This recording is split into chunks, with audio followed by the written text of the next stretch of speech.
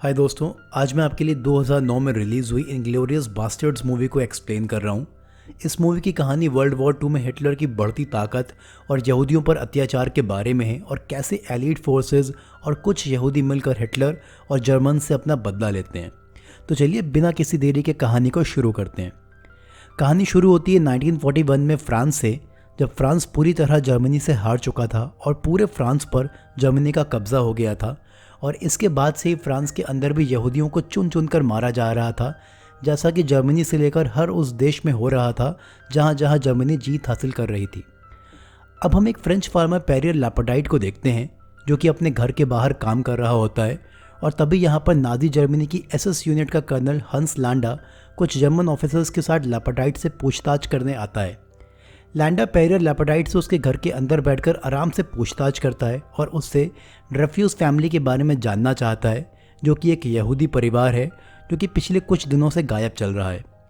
Lambda यहाँ पेरियर से उसके सामने दिख रही उसकी तीनों लड़कियों की तारीफ करता है कि वो दिखने में काफ़ी खूबसूरत हैं। लैंडा यहाँ बड़े आराम से अपनी खातिरदारी करवाता है और एक गिलास दूध पीता है और फिर इन तीनों लड़कियों को घर के बाहर जाने के लिए कहता है ताकि वो पेरियर से अकेले में बात कर सके। लैंडा को मालूम होता है कि पेरियर ने ही ड्रेफ्यूज फैमिली को अपने घर पर जगह दे रखी होती है, क्योंकि इससे पहले भी 2 बार आए दूसरे जर्मन ऑफिसर्स को पेरियर पर शक था। पेरियर आज भी लैंडा से झूठ बोलता है कि वो नहीं जानता है कि ड्रेफ्यूज फैमिली कहाँ पर है, जबकि उसने उस फैमिली को अपने घर के बेसमेंट में ही छुपा रखा होता है।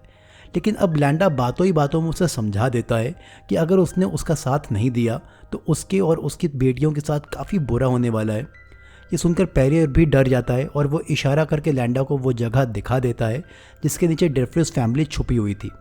लैंडा इसके बाद सोल्जर्स को अंदर बुलवा कर उन फ्लोरबोर्ड्स पर ताबड़तोड़ फायरिंग करवाता है, जिससे वो पूरा परिवार गोलियों से मारा जाता है। लेकिन उस परिवार में से एक 15 साल की लड़की शोसाना बच जाती है और घर के बाहर निकलकर भागने लगती है। लैंडा शोसाना को भागते हुए देख लेता है और उस पर गोली चलाने जा ही रहा होता है, पर वो उसे छोड़ देता है और शोसाना भागते भागते दूर निकल जाती है। इसके बाद हमें अमेरिकन आर्मी के लेफ्टिनेंट एल्डो रेन को दिखाया जाता है, जो कि आज 8 जूइश अमेरिकन लोगों को अपनी टीम बास्टर्ड्स में शामिल कर रहा है। एल्डो इन सबसे कहता है कि इन्हें जल्दी फ्रांस में डिप्लॉय किया जाएगा और इनका काम जर्मन्स की इन्फॉर्मेशन देना तो होगा ही, पर साथ ही साथ इनमें से हर एक को कम से कम 100 नाजी सोल्जर्स के स्काल्प काट कर लाने होंगे, जिसके लिए ये सब तैयार हो जाते हैं। अब हमें ह्यूजो स्टिग्लिट्ज़ के बारे में पता चलता है, जो कि एक जर्मन है और जिसने जर्मन आर्मी के 13 हाई रैंक ऑफिसर्स को मार दिया है। 13 गेस्टापो ऑफिसर्स को मारने पर ह्यूजो स्टिग्लिट्ज़ एक सेंसेशन बन गया था और सारे जर्मन सोल्जर्स कहीं ना कहीं ह्यूजो के नाम से खौफ खाने लगे थे। ह्यूजो को अपने इस काम के लिए बर्लिन की जेल में डाल दिया जाता है और अब जब ये बात जैसे ही बास्टर्ड्स को मालूम चलती है तो वो अपनी टीम के साथ ले जाकर वहाँ जेल में अटैक कर देते हैं और ह्यूजो को बास्टर्ड्स ज्वाइन करने का मौका देते हैं, क्योंकि ऑल्डो को अपनी टीम में ह्यूजो जैसे ही लोग चाहिए जो कि नाजीज को मारने में घातक बन चुके हों। ह्यूजो एल्डो के इस ऑफर को एक्सेप्ट कर लेता है और बास्टर्ड्स का मेंबर बन जाता है। इसके कुछ दिन बाद ही बास्टर्ड्स की टीम नाजियों के एक टुकड़ी को घेर कर उन्हें जान से मार देती है। ये लोग मरे हुए जर्मन्स की सर की खाल उतारने लगते हैं और लेफ्टिनेंट एल्डो बचे हुए 2-3 लोगों में से सर्जेंट वर्नर से दूसरी जगह पर रह रहे नाजियों के राज जानना चाहता है, लेकिन सर्जेंट उसे कुछ भी बताने से मना कर देता है। एल्डो उसे वॉर्न करता है, लेकिन वो एल्डो की बात नहीं मानता है और अब यहाँ पर डॉनी की एंट्री होती है, जिसे द बियर जू कहा जाता है। डॉनी ने अपने बेसबॉल बैट से एक नहीं बल्कि काफ़ी नाजियों को जान से मारा होता है। डॉनी वर्नर का भी वही हाल करता है जैसा वो अब तक करता आया है और वर्नर को बहुत ही बेरहमी से जान से मार देता है। इसके बाद बचे हुए 2 लोगों में से एक को गोली मार दी जाती है और अब तीसरे बचे हुए जर्मन सोल्जर, जो कि इतनी क्रूरल्टी देखकर बहुत ही ज़्यादा डर चुका होता है, वो एल्डो को सारी इन्फॉर्मेशन दे देता है जो एल्डो हासिल करना चाहता था। अब बास्टर्ड्स इस तीसरे इंसान को जिंदा छोड़ देते हैं, लेकिन इसे छोड़ने से पहले चाकू से इसके माथे पर खुरेद कर हुक्ड क्रॉस का निशान बना देते हैं, ताकि वो जाकर अपनी आप बीती सुनाए, जिससे जर्मन सोल्जर्स में बास्टर्ड्स का खौफ बरकरार रहे। इसके बाद का सीन हिटलर का दिखाया जाता है, जो कि लेफ्टिनेंट एल्डो रेन और बास्टर्ड्स की इस हरकत पर बौखला सा गया होता है। हिटलर इसके बाद उस बचे हुए सोल्जर से भी मिलता है और वो बचा हुआ सोल्जर उसे बताता है कि कैसे बास्टर्ड्स ने उसके टुकड़े को जान से मार दिया था। इसके बाद हिटलर उसके माथे पर हुक्ड क्रॉस का निशान देख लेता है, जिससे उसे और भी ज़्यादा गुस्सा आता है और वो कैसे भी करके बास्टर्ड्स को रोकना चाहता है, क्योंकि इससे जर्मन सेना को काफ़ी नुकसान पहुंच रहा है। अब कहानी 3 साल आगे यानी कि जून 1944 की दिखाई जाती है और हम शोसाना को देखते हैं, जो कि पेरिस में अपना एक सिनेमा हॉल चला रही होती है। शोसाना ने अब तक अपनी यहूदी पहचान छुपा ली होती है और उसने अपना नाम बदलकर इमैनुअल मेमियक्स रख लिया था। शोसाना डेली शाम को अपने थिएटर के बाहर लगी प्लेट्स बदल रही होती है और तभी एक फ्रेडरिक जोलर नाम का जर्मन सोल्जर आकर उससे फ्लर्ट करने लगता है, पर शोसाना फ्रेडरिक में कोई भी इंटरेस्ट नहीं दिखाती है और वो वहाँ से चला जाता है। इसके अगले दिन शोसाना सुबह एक कैफ़े में बैठी होती है और तभी मौके से फ्रेडरिक भी बाहर से गुजर रहा होता है। फ्रेडरिक शोसाना को अंदर बैठा देखकर उससे बात करने के लिए अंदर आ जाता है।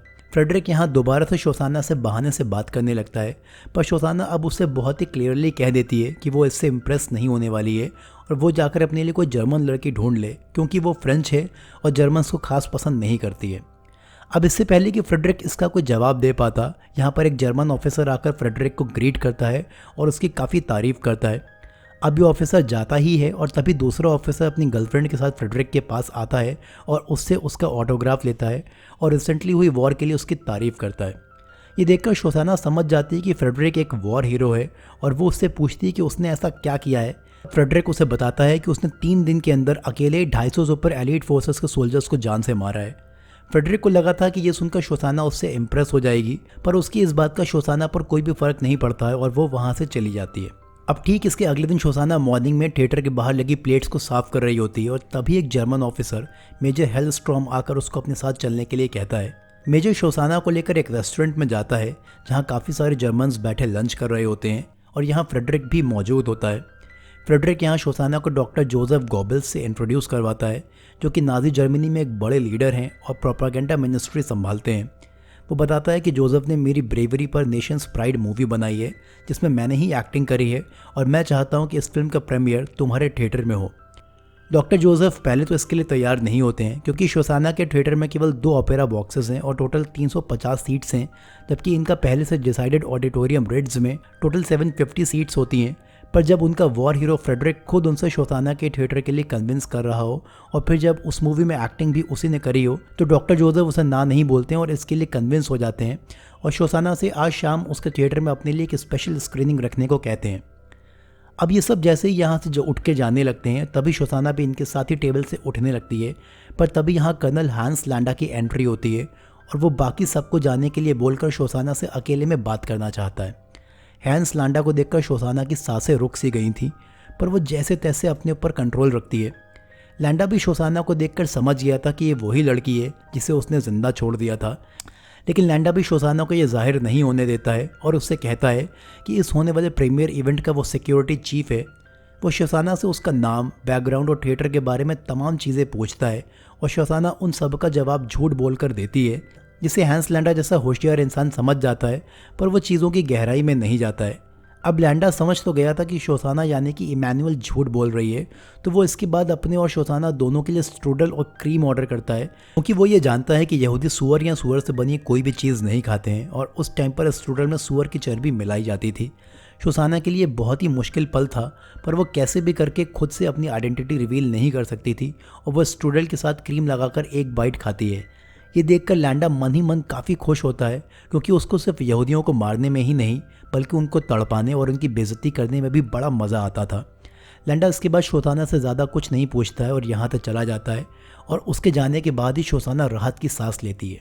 इसके बाद शाम में डॉक्टर जोसेफ आकर शोसाना के ऑडिटोरियम में स्पेशल स्क्रीनिंग देखते हैं और शोसाना के थिएटर में कुछ चेंजेस करने के साथ इस थिएटर को प्रीमियर के लिए फाइनल कर देते हैं।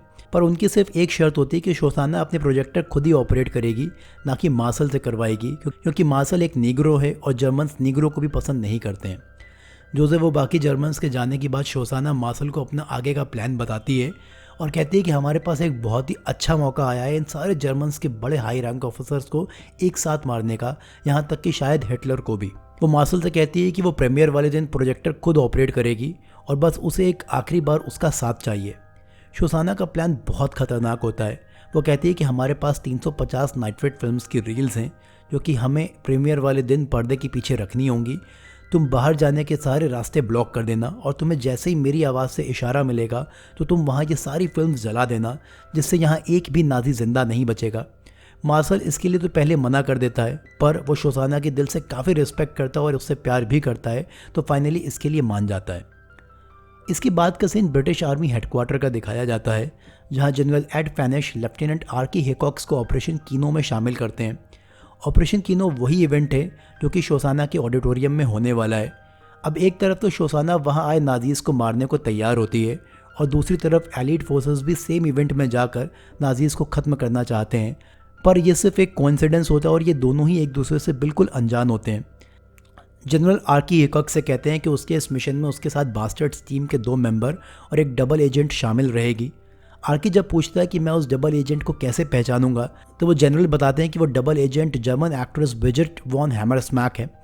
इसके बाद का सीन पेरिस के एक छोटे गांव का दिखाया जाता है, जहां आर्की जाकर बास्टर्ड्स टीम से मिलता है और इसके बाद आर्की स्टिग्लिट्स और बास्टर्ड्स टीम के दूसरे मेंबर के साथ वॉन से मिलने के लिए पास में ही चल रहा एक बार में जाता है। ये तीनों बार में जाते ही थोड़ा अनकंफर्टेबल फील करते हैं क्योंकि वॉन पहले से बैठे 5 जर्मन सोल्जर्स के साथ पार्टी कर रही होती है। वॉन इसके बाद इन 5 सोल्जर्स से कटकर ऑपरेशन कीनो के बारे में डिस्कस करने लगती है और फिर ऑपरेशन कीनो के बारे में बात करने लगती है। वो इन तीनों से कहती है कि होने वाला मूवी प्रीमियर अपनी सेलेक्टेड जगह पर ना होकर एक दूसरे ऑडिटोरियम में होने जा रहा है। वॉन इन तीनों को इनकी अलग अलग आइडेंटिटी बताती है। वो कहती है कि आर्की उसके साथ उसका बॉडीगार्ड बनकर चलेगा, बाकी स्टिग्लिट्स और उसका साथी वहाँ कैमरामैन और उसका असिस्टेंट बनकर जाएंगे। अब ये लोग बात कर ही रहे होते हैं, लेकिन तभी विल्हम आर्की के जर्मन एक्सेंट पर क्वेश्चन करता है और कहता है कि वो एक्सेंट कुछ अजीब सा लग रहा है। अब विल्हम और उसके 4 साथी तो नशे में होते हैं, तो इस बात पर कमेंट करके दोबारा पार्टी एंजॉय करने लगते हैं, पर इनकी ये बात दूसरे रूम में बैठा मेजर हेलस्ट्रॉम सुन लेता है, जो कि वहाँ पहले से मौजूद होता है, और फिर वो अंदर आकर इन सबसे पूछताछ करने लगता है। अब इन तीनों ने पहले से ही जर्मन यूनिफॉर्म पहनी होती हैं, तो मेजर को भी उतना खास शक नहीं होता है और ये लोग एक्सेंट के लिए मेजर को एक फेक स्टोरी सुना देते हैं। पर मेजर यहाँ पर इनको अकेला छोड़ने की बजाय इनके साथ बैठकर बातें करने लगता है और यहाँ ये लोग पीने के लिए बारटेंडर से ड्रिंक्स ऑर्डर करते हैं। आर्की यहाँ एक गलती कर बैठता है। वो बारटेंडर को 3 ग्लासेस विस्की ऑर्डर देता है, पर उसने यहाँ पर जर्मन जेस्चर में ये ऑर्डर नहीं दिया था, यानी उसने ऑर्डर देते वक्त अपना अंगूठा बंद रखा था, जबकि जर्मन्स जब भी किसी 3 चीज़ का हैंड जेस्चर देते हैं तो उनके हाथ का अंगूठा खुला रहता है। मेजर हेलस्ट्रॉम ये नोटिस कर लेता है और समझ जाता है कि ये लोग जर्मन्स के यूनिफॉर्म में जर्मन्स नहीं हैं, और टेबल के नीचे से आर्की के ऊपर गन तानते हुए पूछता है कि वो कौन है। अब माहौल काफ़ी टेंस हो जाता है, तो स्टिग्लिट्स भी मेजर के ऊपर अपनी गन रखता है और उसे चुपके से यहाँ से बाहर चलने के लिए कहता है, लेकिन मेजर आर्की पर गोली चला देता है। मेजर के गोली चलाते ही यहाँ एलीट फोर्सेस और सामने बैठे जर्मन सोल्जर्स एक दूसरे पर अंधाधुंध फायरिंग करते हैं, जिसमें वॉन और विल्हम को छोड़कर बाकी सब मारे जाते हैं। इस गोलीबारी में एक गोली वॉन के पैर में लग गई होती है और विल्हम उसे शूट करने जा ही रहा होता है, पर तभी यहाँ बाहर से एल्डो अंदर आने लगता है, जो कि पास की एक बिल्डिंग में रुका हुआ था। एल्डो यहाँ विलियम को डराता है कि उसके काफ़ी सारे आदमी बाहर खड़े हैं और अगर उसने वॉन को मार दिया तो वो भी ज़िंदा नहीं बच पाएगा, तो इससे अच्छा है कि वो वॉन को छोड़ दे और वो उसे सेफली यहाँ से जाने देंगे। विलियम आज अपने बेटे के पैदा होने की खुशी में पार्टी कर रहा होता है और उसे अपनी फैमिली का ख्याल आ जाता है, तो वो एल्डो की बात पर भरोसा कर लेता है, जो कि उसे शायद नहीं करना चाहिए था। और अब जैसे ही वो अपनी गन नीचे रखता है तो वॉन उसके ऊपर गोलियां चलाकर उसको जान से मार देती है। एल्डो वॉन को ले जाकर उसका इलाज करवाता है, पर वो उसका इलाज बीच में ही रुकवा कर उससे पूछताछ करता है, क्योंकि एल्डो का वॉन पर ही शक हो गया था। वो उससे कहता है कि तुमने मिलने की जगह ऐसी जगह क्यों रखी थी जहाँ पर जर्मन मेजर से लेकर जर्मन सोल्जर्स तक पहले से मौजूद थे। वॉन उसको समझाती है कि उसे ये बात पहले से नहीं मालूम थी, वो बस एक कोइंसिडेंस था। वो एल्डो को यकीन दिलाने के लिए मूवी प्रीमियर के वो 3 पासेस भी दिखाती है, जिसके बेसिस पर वो उन तीनों को प्रीमियर में एंट्री कराने वाली थी। एल्डो को अब थोड़ा उस पर भरोसा होता है और वो वॉन से कहता है कि हमारा प्लान अभी भी सेम रहेगा और अब उस प्रीमियर में तुम्हारे साथ मैट, डॉनी और ओल्मर चलेंगे। पर प्रॉब्लम ये थी कि इन तीनों को अच्छी जर्मन बोलनी नहीं आती थी, पर इनको थोड़ी बहुत इटालियन आती थी, तो ये इटालियन बनकर वॉन के साथ इवेंट में चले जाएंगे जहाँ पर वॉन इनकी एंट्री करा देगी। दूसरी तरफ कर्नल हैंस लैंडा उस बार में जाकर इंस्पेक्ट करता है जहाँ पर यह पूरा खून खराबा हुआ था। लैंडा को यहाँ पर वॉन के पैर से निकला हुआ सैंडल मिलता है और एक हैंकी पर उसका दिया हुआ ऑटोग्राफ मिलता है, तो वो समझ जाता है कि ये सैंडल वॉन का ही है और वो जर्मन होकर जर्मनी के साथ ना देकर एलीट फोर्सेस के साथ मिली हुई है। इसके बाद का सीन सीधा मूवी प्रीमियर के दिन का दिखाया जाता है, जहाँ एक एक करके सारे गेस्ट आना स्टार्ट हो जाते हैं और यहाँ जैसे ही वॉन के साथ बास्टर्ड्स टीम के लोग आते हैं तो लैंडा जाकर वॉन से बात करने लगता है। वॉन के साथ आए इन तीनों लोगों के बारे में पूछता है और जब प्लान के मुताबिक वो बताते हैं कि ये तीनों इटालियन हैं, तो वो इन तीनों से इटालियन में बात करने लगता है। अब मज़ेदार बात ये थी कि कर्नल लैंडा को काफ़ी अच्छी इटालियन आती थी और इनकी टूटी फूटी इटालियन उसके सामने काम नहीं कर पाती है। लैंडा यहाँ पर काफ़ी स्मार्टली खेलता है। वो डॉनी और ओल्मर को ऑडिटोरियम में जाकर अपनी सीट्स पर बैठने के लिए कहता है और वॉन को बात करने के लिए एक प्राइवेट रूम में ले जाता है। अब ये सब चल ही रहा होता है तो शोसाना भी अपने मिशन को अंजाम देने के लिए तैयार होती है। वो मार्शल से मिलती है, उसे किस करते हुए कहती है कि यह हमारी आखिरी मुलाकात है, क्योंकि जाहिर सी बात है कि इस पूरे सिनेमा हॉल को जलाने के बाद ये दोनों भी जिंदा नहीं बचेंगे। वो मार्शल से कहती है कि तुम पर्दे के पीछे खड़े रहना और जैसे ही तुम्हें पर्दे पर मेरी आवाज़ सुनाई दे तो तुम पड़ी नाइट्रेट फिल्म्स में आग लगा देना, जिसके बाद आज यहाँ पर एक भी नाजी जिंदा नहीं बचेगा। अब सीन दोबारा से लैंडा पर शिफ्ट होता है, जो वॉन को अपने सामने बैठाल कर उससे पूछताछ करता है और उसको बार में छूटा हुआ उसका सैंडल दिखाता है। वॉन ये देखकर समझ जाती है कि लैंडा को उसकी असलियत मालूम चल गई है, लेकिन इससे पहले वो कुछ और बोल पाती, लैंडा उसका गला घोट कर उसको जान से मार देता है। लैंडा इसके बाद अपनी टीम से बोलकर एल्डो को भी पकड़वा लेता है और इन्हें एल्डो के पास से उसके पैर में बंधा हुआ टाइम बॉम्ब मिलता है। लैंडा इसके बाद बड़ी होशियारी से यह टाइम बॉम्ब अपने पास रख लेता है और ये जाकर उसी चेयर के नीचे रखता है जहां आकर हिटलर ने खुद बैठना होता है और जोसेफ को कंफर्म कर देता है कि यहाँ सब कुछ ठीक है और हिटलर यहाँ पर आ सकते हैं। लेकिन वो अभी भी प्रीमियर में बैठे हुए डॉनी और उल्मर को नहीं पकड़ता है, ये जानते हुए कि उन्होंने अपने पैरों में टाइम बॉम्ब बांध रखा है। लैंडा इसके बाद एल्डो को लेकर एक दूसरी लोकेशन पर जाता है और यहाँ एल्डो के साथ उसे उटीविच भी मिलता है, अभी अभी जर्मन सोल्जर्स ने पकड़कर उसके हवाले किया है। वो इन दोनों को एक प्राइवेट प्लेस पर लेकर जाता है जहाँ वो इन दोनों के हाथ बंधवा कर बाकी जर्मन सोल्जर्स को जाने के लिए कहता है और इस जगह पर इन तीनों के अलावा बस एक रेडियो ऑपरेटर बैठा होता है। वो एल्डो और उटीविच को मारने के बजाय इनके सामने एक डील रखता है। वो कहता है कि उसे मालूम है प्रीमियर में बैठे दो लोगों ने टाइम बॉम्ब सेट किया हुआ है, पर उसे इसकी कोई परवाह नहीं है, वो सिर्फ अपना हिसाब किताब देखना चाहता है। वो एल्डो से कहता है कि मैं आज एक बड़ी डील करना चाहता हूँ, ये डील तुमसे ना करके मैं तुम्हारे सीनियर यानी कि यूएस आर्मी जनरल से करूँगा, क्योंकि ये एक बहुत ही बड़ी डील होने वाली है। इसके बाद लैंडा की यूएस आर्मी जनरल से बात होती है और वो कहता है कि उसने खुद हिटलर की सीट के नीचे टाइम बॉम्ब रखा है और वो एलीट फोर्सेस के इस नए ऑपरेशन में उनका साथ देने के लिए तैयार है, पर इसके लिए उसकी कुछ शर्तें हैं जो उन्हें माननी पड़ेंगी। वो जनरल से कहता है कि मुझे और मेरे रेडियो ऑपरेटर को सेफली यहाँ से यूएस पहुँचाया जाएगा, जहाँ हमें यूएस की नागरिकता दी जाएगी और मेरा नाम ऑपरेशन कीनो में जोड़कर ये दिखाया जाना चाहिए कि मैं शुरू से एलीट फोर्सेस के साथ था, जिससे मुझे अच्छी खासी रिस्पेक्ट भी मिले। लैंडा जनरल से कहता है कि उसे नैनटकेट आइलैंड पर अपने लिए लैंड चाहिए और अपने इस काम के लिए यूएस गवर्नमेंट से मेडल ऑफ ऑनर भी चाहिए। जनरल लैंडा की ये सारी बातें मान लेते हैं और फिर वो एल्डो से बात कराने के लिए कहता है। इसके बाद जनरल एल्डो को ऑर्डर देता है कि कर्नल लैंडा जैसा बोल रहा है वैसा ही करो और एलीट बॉर्डर पर तुम इन दोनों को बंदी बनाकर ले जाओगे, जहाँ पर लैंडा और रेडियो ऑपरेटर दोनों ही तुम्हें सरेंडर कर देंगे। एल्डो के दिमाग में कुछ तो अलग चल रहा होता है, पर वो फिलहाल जनरल को हाँ बोल देता है। इधर दूसरी तरफ नेशंस प्राइड शो का प्रीमियर चालू हो गया था, जिसे देखकर सारे हाई रैंक जर्मन ऑफिसर्स के साथ हिटलर भी काफ़ी खुश होता है। शोसाना अपने प्रोजेक्टर रूम से प्रोजेक्टर ऑपरेट कर रही होती है और इस फिल्म के लास्ट रील की जगह उसमें अपनी रील ऐड कर देती है, जिसमें वो सारे नाजियों को यहाँ पे जान से मारने की बात कहेगी और उसके ऐसा कहते ही मार्शल पीछे पड़ी फिल्म्स में आग लगा देगा। मार्शल अब एक एक करके इस ऑडिटोरियम के सारे एग्जिट्स बंद करने लगता है और पर्दे के पीछे जाकर खड़ा हो जाता है। फ्रेडरिक बहुत ही कॉन्फिडेंस में प्रोजेक्टर रूम में जाता है, लेकिन शोसाना उसे अंदर आने से मना कर देती है। वो शोसाना को काफ़ी समझाता है, लेकिन शोसाना उसे रूडली बिहेव करती है। अब फ्रेडरिक को भी गुस्सा आ जाता है और वो ज़बरदस्ती प्रोजेक्टर रूम में घुस जाता है। शोसाना समझ जाती है कि फ्रेडरिक ऐसे नहीं मानने वाला है, तो वो फ्रेडरिक को प्रोजेक्टर रूम का गेट बंद करने के लिए कहती है। फ्रेडरिक ये सुनकर बहुत ही खुश हो जाता है, क्योंकि उसको लगा था कि आज उसके और शोसाना के बीच में कुछ तो इंटरेस्टिंग होगा। पर फ्रेडरिक जैसे ही गेट बंद करता है, शोसाना उस पर बैक टू बैक गोलियां चलाती है, जिससे फ्रेडरिक गिर पड़ता है, पर वो अभी भी जिंदा होता है। तो शोसाना को थोड़ी देर में गिल्ट फील होता है और वो फ्रेडरिक के पास जाकर उसको चेक करती है और यहाँ फ्रेडरिक मरते मरते शोसाना पर 3 से 4 गोलियाँ मारता है, जिससे प्रोजेक्टर रूम में फ्रेडरिक और शोसाना दोनों ही मर जाते हैं। इसके कुछ टाइम बाद पर्दे पर शोसाना के प्री रिकॉर्डेड मैसेज आ जाता है और वो कहती है कि आज तुम सारे जर्मन्स यहाँ मारे जाओगे और ये यहूदियों की तरफ से मेरा लिया गया बदला है। शोसाना के ये मैसेज आते ही अंदर बैठे नाजीज डर जाते हैं और इसी टाइम पर मार्शल नाइट्रेट फिल्म्स में आग लगा देता है, जिससे देखते ही देखते यहाँ काफ़ी लोग मारे जाते हैं। डॉनी और अल्मर अपनी पोजीशंस लेते हुए यहाँ आई पब्लिक पर अंधाधुंध फायरिंग करने लगते हैं और हिटलर को टारगेट करते हुए उसको भी जान से मार देते हैं। और इसके बाद इनके पैरों में बंधा हुआ टाइम बॉम्ब भी फट जाता है, जिससे यहाँ काफ़ी बड़ा ब्लास्ट होता है और सब के सब मारे जाते हैं। इसके बाद के सीन में एलीट बॉर्डर पहुंचने पर कर्नल लैंडा एल्डो को सरेंडर कर देता है। एल्डो उटीविच से कहकर लैंडा और रेडियो ऑपरेटर के हाथ बंधवाता है और इसके बाद रेडियो ऑपरेटर को गोली मार देता है। ये देखकर लैंडा की आंखें फटी की फटी रह जाती हैं। इसके बाद उटिविच रेडियो ऑपरेटर के सर की चमड़ी उतारता है और एल्डो हैंस लांडा के माथे पर चाकू से खोद देते हुए हुक्ड क्रॉस का निशान बनाता है, जैसा कि वो हमेशा से एक बचे हुए जर्मन पर करता आया है। एल्डो ऐसा इसलिए करता है ताकि हैंस लांडा जितनी आसानी से सब कुछ पाना चाह रहा है उसको इतनी आसानी से ना मिले, क्योंकि वो भले ही आज एलीट फोर्सेस के साथ आ गया है पर उसने एक नहीं ना जाने कितने बेकसूर यहूदियों को जान से मरवाया है और उसका पास्ट हमेशा उसके साथ रहना चाहिए। हुक्ड क्रॉस हमेशा उसको उसके पास्ट की याद दिलाता रहेगा और इसी के साथ इस मूवी की कहानी भी यहीं पर ख़त्म हो जाती है।